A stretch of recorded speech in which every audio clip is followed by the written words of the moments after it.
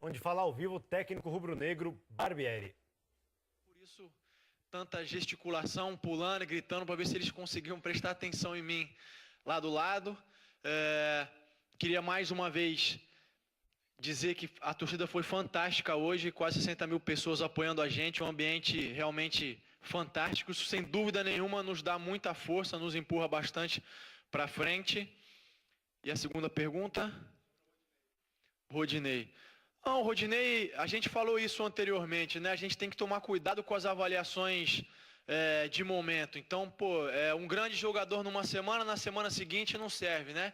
A gente precisa ter cuidado e serenidade. Eu acho que ele fez uma grande partida, marcou muito bem o Everton, que até recentemente era o melhor atacante do Brasil, ou um dos melhores atacantes do Brasil, né? Vinha fazendo muito bons jogos. Eu acho que o Rodinei fez um grande jogo, assim como os outros jogadores, assim como a equipe toda, um jogo de muita entrega, de muita luta, um jogo de decisão, né? Não tão aberto, mas um grande jogo. Acho que a gente saiu bastante extenuado, desgastado, que vem a comprovar que a gente se entregou, lutou e se dedicou do início ao final para essa grande vitória.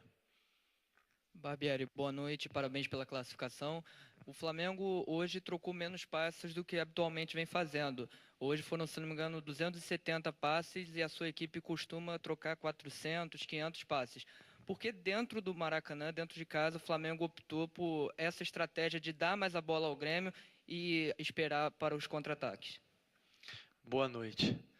Então, a gente tem que, quando vai fazer esse tipo de análise, ter um certo cuidado, né? Porque muitas vezes a estratégia não é a que a gente escolhe, mas é que o adversário também impõe, né? Não podemos esquecer que do outro lado tem um adversário que vai tentar impor o seu jogo, que tem a história do jogo. Então, como a gente falou antes, a gente fez um gol cedo e, em função do último jogo que a gente tinha analisado com eles lá, a gente tinha preocupação em fechar alguns espaços importantes da nossa equipe para que o Grêmio não pudesse explorar. Eu acho que num primeiro tempo a gente ficou muito focado em fechar esses espaços e deixou de ser um pouco agressivo na marcação e acabou sendo até afoito quando tinha a bola, querendo definir rápido, mas não foi uma estratégia pré-determinada de dar a bola ao Grêmio, de esperar o Grêmio, muito pelo contrário, a gente imaginava tentar propor o jogo. Agora, a partir do momento que a gente faz o gol e tem que fechar espaço contra uma equipe muito qualificada, acabou se desenhando dessa maneira. Eu acho que o que a gente pode e vale ressaltar é que o Flamengo sabe atuar de mais de uma maneira. E isso é importante porque as competições exigem e impõem isso em determinados momentos. Aqui, Barbieri, aproveitando esse gancho de saber atuar de mais de uma maneira, eu sei que você não está falando exatamente dessa questão, mas eu queria aproveitar para perguntar, o Flamengo atua de duas maneiras pela ponta esquerda, quando tem Vitinho e depois quando tem Marlos Moreno. Queria que você explicasse um pouco as características que o time fica com cada um.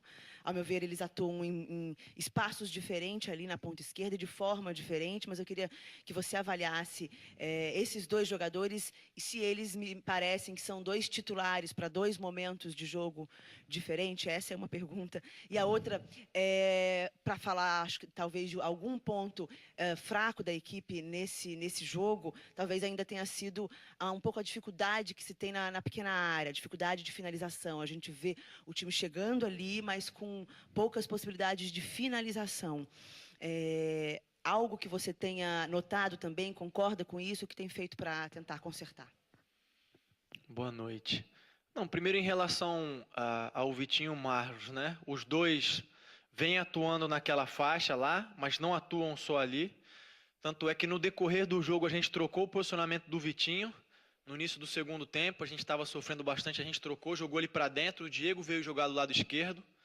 O Marlos entrou jogando dentro, depois a gente destrocou novamente em função das trocas que o Renato faz.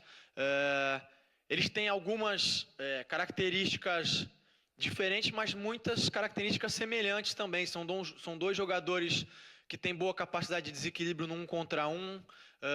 O Vitinho tem um pouco mais de finalização de longa distância. O Marlos é um jogador arisco, né, de velocidade, puxar contra-ataque. Eu acho que a gente tem que saber usar eles nos momentos. Os dois contribuem bastante, têm nos ajudado bastante. E aí é sabedoria para tentar encontrar, sempre fazer a melhor escolha para iniciar ou para trocar durante o jogo, né? Sobre a questão das finalizações, eu acho que a gente tem que avaliar com calma, mais uma vez, não esquecer que muito do que a gente faz depende do adversário, né? E se eu não estiver enganado, a gente enfrentou a melhor defesa do Brasil, né? Então, quer dizer, é difícil você enfrentar a melhor defesa do Brasil e esperar que tenha muitas chances de finalização. Eu acho que quando a gente teve, a gente aproveitou. Eles tiraram uma bola em cima da linha, né, no segundo tempo, que a gente poderia ter definido. Então, eu acho que dentro da circunstância do que foi o jogo, a gente fez o que era necessário para buscar a vitória. Boa noite, Barbieri. Agora mudando um pouquinho, falando um pouquinho de Flamengo e Atlético Paranaense, você falou agora há pouco, destacou a força da torcida, né? E provavelmente o Flamengo encara o Atlético sem a torcida. Isso te preocupa? E parabéns pela classificação. Obrigado, boa noite. Não, preocupar não, mas é um fato que nos chateia, né? Não deixa felizes nem a nós, nem acho que até o próprio Atlético, né? Eu acho que quem perde é o futebol de uma maneira geral, é o espetáculo, enfim. O bacana e o que a gente espera é que os torcedores compareçam de ambos os lados no estádio, que as famílias possam ir ao estádio, enfim, que o futebol seja um entretenimento, uma alegria, enfim, é isso que a gente quer e que a gente espera. Eu não conheço a fundo o porquê dessa decisão, né? Então é difícil falar sobre ela, mas é um fato que nos entristece, mas preocupar não. A gente tem tido bom desempenho dentro de casa, fora de casa, e vai procurar ir lá e fazer um grande jogo, tentar buscar a vitória. Barbieri, boa noite. Rômulo aqui dos Antenados na Jogada. Parabéns pela vitória e classificação. Já na partida contra o Santos, você, em determinado momento, pensou no Brasileiro. Você pensou em tirar o Paquetá, em determinado momento do jogo, chamou, se eu não me engano, o Giovânio e depois mudou de ideia, deixou o Paquetá no jogo. E hoje a mesma coisa com o Uribe. Por que você chega nesse momento H e muda a ponderação no final e resolve deixar o jogador voltar e não faz a substituição que você já havia pensado? E por que não por que não da troca? Então, boa noite. Em relação à substituição que você falou, não foi no jogo contra o Santos, foi no jogo contra o Grêmio, o primeiro dessas quartas de final lá na Arena do Grêmio. No momento em que a gente pensou a troca naquela ocasião, o Paquetá não estava conseguindo desequilibrar o jogo. E aí aconteceu duas situações. Primeiro que ele deu uma crescida no jogo, começou, enfim, a gerar desequilíbrio. E o segundo ponto foi que a bola ficou, se eu não me engano, 3 ou 4 minutos sem sair. E aí a gente entendeu que se fizesse uma troca ali, estava 1-0 para o Grêmio, ainda a vantagem seria do Grêmio, porque iria parar o jogo, iria esfriar o jogo. Por isso a gente não fez a troca para não ter a parada, para não esfriar. E aí depois a gente acabou fazendo o gol, né? Hoje a troca de substituição ali se deveu porque a gente não contava com a saída do Cuejá. Foi no momento em que o Cuejá caiu, a ideia era fazer uma outra substituição, aí a partir do momento que a gente viu que ele teria que sair, a gente trocou em função do momento do jogo, né? Acho que a gente tem que estar analisando, tem que estar olhando e tem que estar sempre atento ao que está acontecendo dentro de campo, né? Não tem como idealizar ou planejar as trocas de antemão, né? É evidente que a gente tem uma série de escolhas, enfim, de possibilidades, que a gente trabalha elas antes, mas o que vai determinar é o momento do jogo. Maurício, boa noite.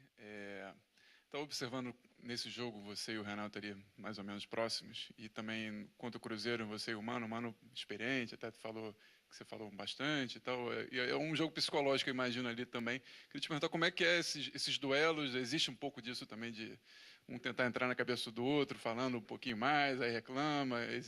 Como é que você vê esses duelos psicológicos mesmo entre treinadores ali na beira, um reclama mais, outro reclama menos? Boa noite. Não, eu acho que ele existe, mas eu, em especial, procuro não prestar atenção nisso ou não entrar nesse duelo, né? Eu acho que contra o Mano teve um pouquinho mais, de repente até mais da parte dele, enfim, me olhou em alguns momentos e tal, mas eu procurei sempre focar na nossa equipe, e quando eu reclamo com o árbitro é em função das decisões que eu acho que, enfim, que são equivocadas ou que ele poderia ter interpretado de outra maneira para mostrar a minha posição. Sobre o Renato hoje eu realmente nem percebi se teve alguma coisa ou não, acredito que não. É um grande treinador, fiz questão de cumprimentá-lo, ele sabe disso. Tenho o maior respeito por ele, pelo trabalho que ele vem desenvolvendo, e acho que o Grêmio